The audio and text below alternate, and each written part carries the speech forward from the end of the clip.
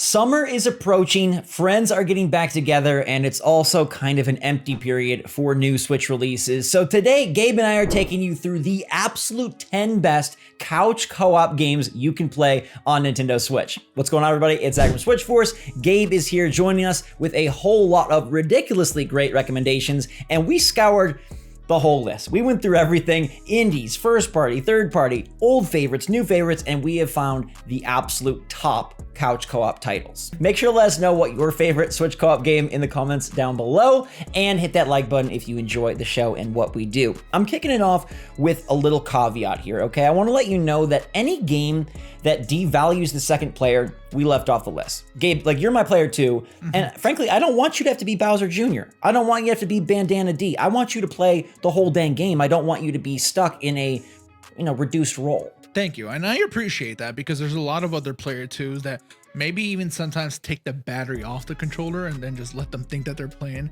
Shout out to you if you've ever done that to your little brother or sister or whatever, because that's not good. No. So thank you for extending that courtesy to me. Yes, absolutely. Yeah, so those games will not appear on this list, but we do have games where everyone can enjoy the fun together, and we got to kick it off with Overcooked All You Can Eat. I think this is my personal favorite co-op game since the millennium, since Y2K, baby. Overcooked All You Can Eat combines Overcooked 1 and 2. You know this as the classic couch co-op cooking conundrum, where you will get competitive and you will get bossy and people's real roles will be revealed, but it's so much fun. There's so much chaos and just confusion and fun levels and high score chasing, and I feel like they set the high scores perfect, Gabe, where it's like you're always just out of reach of the next level. You got to just do it just one more time. If it could be a little more perfect, and that is so fun to chase with your friend or significant other or even your parent, and this collection has it all, plus exclusive content. It's phenomenal. It is, but give a warning that if you have a certain type of personality, this might bring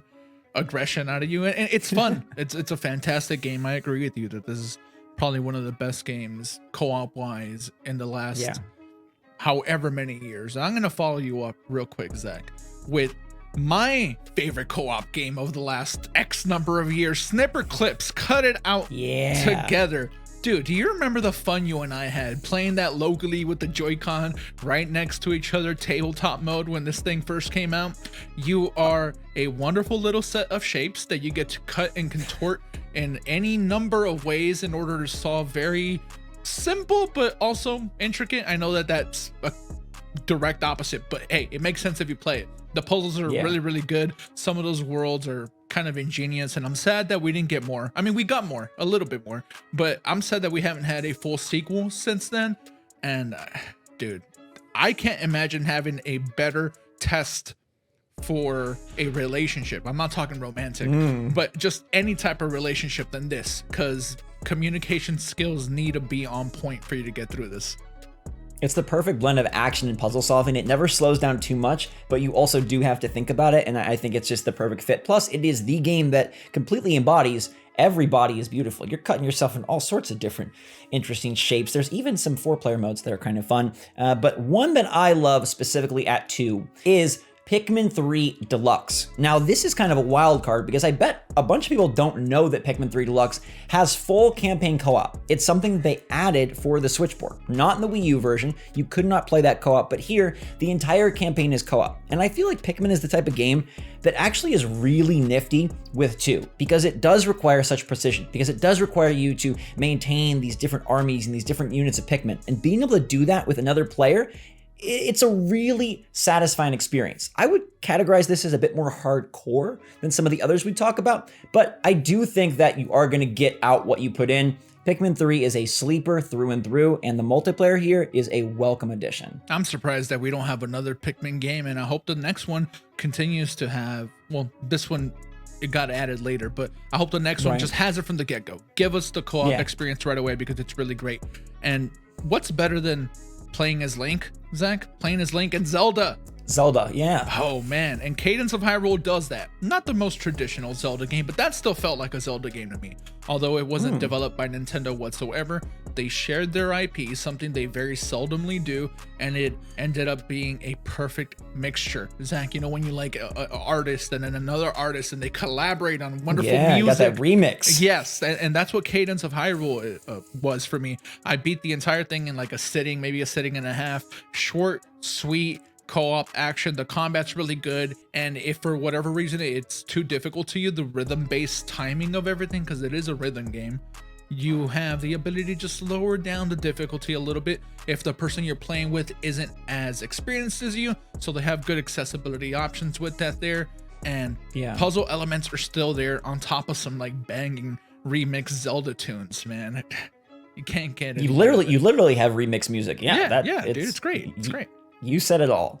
And I will take us to another Zelda title that I feel has aged like fine Lon milk. I feel like this one gets better as time passes. I know there's some technical issues, but Hyrule Warriors Age of Calamity is a local co-op title. You can play that split screen, and I think the style of game, the genre of the action heavy, beat 'em all, knock 'em all down, is a lot of fun with two, because what's better than one person knocking down 50 enemies?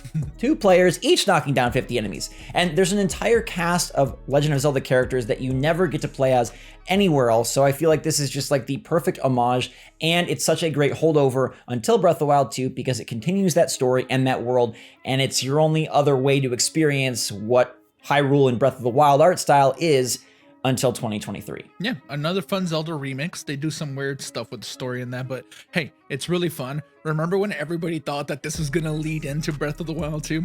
Unfortunately, it didn't do that, but off by 3 years. Yeah, still a lot of fun there. Zach, you know what's also pretty fun for some of us? Being scared. And if you're anything like Zach here, damn near anything scares you, including zombies. So with Resident Evil Revelations Collection, you get two great zombie games. Revelations 1, which was originally on the 3DS, so a Nintendo tie-in right there, and then the sequel. One of the best things about these games, Zach, is that you get to play as Barry, one of my favorite Resident Evil characters. Who needs Chris? I have representation with me in Barry. I feel connected to him in ways I never have. I can't relate to Chris going around being all cool. Barry's kind of a goof, kind of like me, but the zombie apocalypse, cool little story, and the games are shorter than, well, I mean, normal Resident Evil games aren't that short, but these are meant for you to take on the go. The co-op is really good. You can play with a single Joy-Con, which is something that's important here. You don't even need to have a second set of Joy-Con or a Pro controller, and to me, that's really great. These stories from these games don't tie into the whole lore of the mainline game so much, but that's also why I like them. Yeah, and that's something that I think can be said of almost all of our picks thus far, that they can be just split a set of Joy-Con. I know Age of Calamity can do that. SNIPPERCLIPS obviously can do that. I believe Cadence of Hyrule and PIKMIN as well, so you are, well, PIKMIN might need to.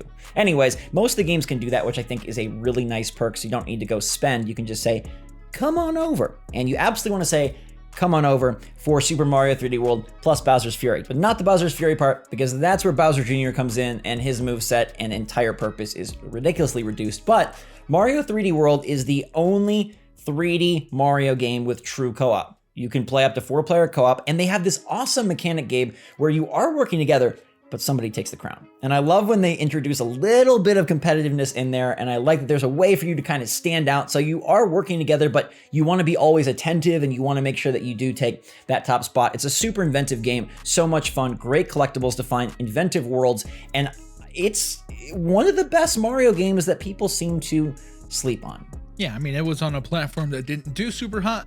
Luckily, it got a second life, a second one-up mushroom, I guess, on the Switch. And Second Life would be a good co-op game on Switch. Second Life? Like Dwight Schrute playing Second Life? Yeah, like the PC game. I'll take your word for it. Dead Squared is more my thing, Zach. Another game that has all types of puzzles. I love puzzles. You and I both love puzzles. You're still on the Wordle thing, I believe, so that's how you know he really 100+ streak. There you go. But yeah, you play as little squares trying to get through a number of obstructions, and another one that causes frustrations if the relationship with the person you're playing with is a little too comfortable. Like if you're okay yelling at each other, this one can get a little bit tense. There's some actually difficult ones on there too. Oh yeah. Yeah, I think playing with you and Jake once, seeing you and Jake be mad at each other because you couldn't quite nail down certain things. That was really fun. Tell me about your experiences with that game with Jake. It's amazing because it's often on sale for like $1, which is an incredible value. Yes. This is our like very true puzzle game pick. I would also throw in this new kind of label and label this as the only modern Portal game. I feel like the developers here were heavily inspired by the aesthetic and feel of Portal, and they tried to put some of that into this game. It has sort of that Aperture Science feel, and man, I just love how it comes together, where you are, again, using both some skill-based platforming and some cerebral puzzle solving in concert to solve these. And yeah, it's one of those things like Overcooked, you're like, okay, all you gotta do is avoid that laser. No, you went the wrong way, and those moments end up being the best memories. Sometimes the failures, Gabe, are more fun than the successes because those are the ones that you remember. Those are the moments, the Kodak moments that you click and keep with you. There you go. Good tip from Pam there. Yes.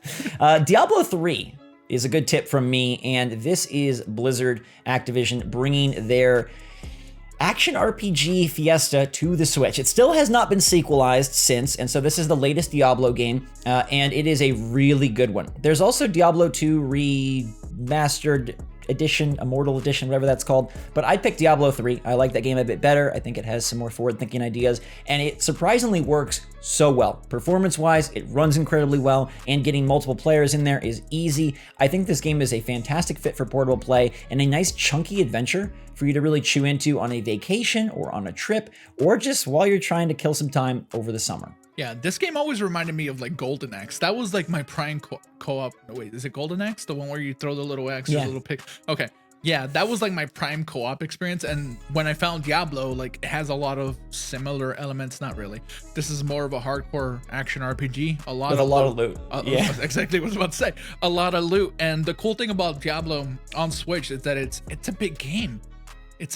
At one point it was like the top tier of AAA development, and now it's on Switch and you could just play it with someone right next to you with split tons Joy-Con. of replayability too. Oh, yeah, man. if you want to do that, there is so much that you can invest into. Diablo, very good game of a time that's since passed, but a game that just came out, Zach. Lego Star Wars The Skywalker Saga. I'm probably gonna let you talk about this the most. I played the game on Switch a fair bit.